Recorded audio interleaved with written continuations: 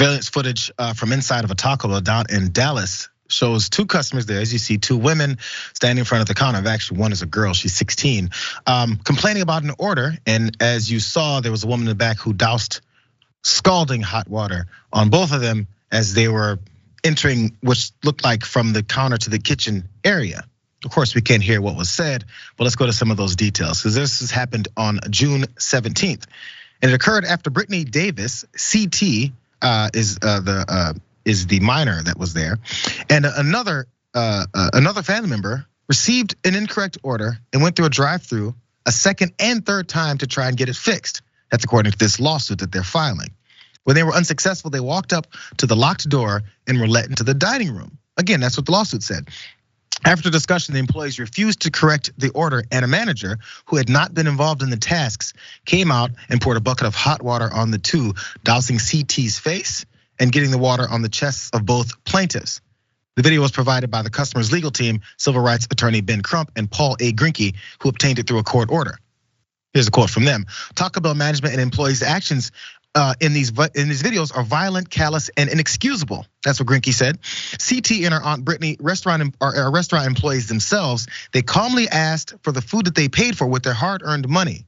Rather than simply resolve the concern, the Taco Bell employees taunt a 16-year-old, and the manager ambushes them with scalding water.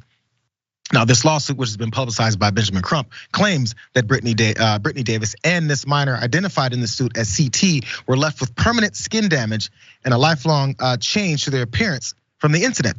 CT is Davis's niece.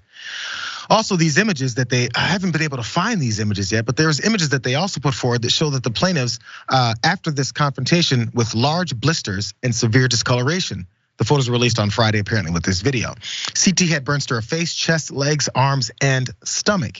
Davis also had burns to her chest and stomach and suffered injury to her brain function, which triggered multiple seizures. Again, that's according to this lawsuit. Again, as you watch this video, I want to get some of your thoughts on this, David. As we watch this video again, there was an entering, there was a conversation, there was a longer conversation. And as I mentioned, they went through the drive-through 3 times looking to correct this order. Who knows what was said? Who knows what threats were tossed around? Who knows what insults were sent?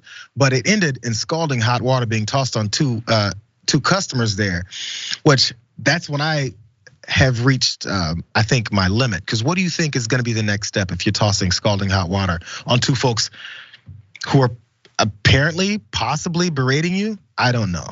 Again, and these are clearly the person who threw the hot water has violent tendencies, perhaps psychopathic tendencies. You don't throw boiling hot water on anybody, no matter what the reason. And look, I get Taco Bell. Taco Bell is heavenly territory for me. And I understand people go to Taco Bell, they want to get the order just right. But I also believe there's a responsibility in the people who worked at Taco Bell to uphold the highest standards because you are delivering such important, tasty food. Yo quiero Taco Bell. Taco Bell needs to do a better job now of weeding out employees and make sure that people are not prone to violence. They should fire these employees immediately. I hope Taco Bell settles, and I feel terrible for these people who got burned, because nobody should have to deal with this kind of experience.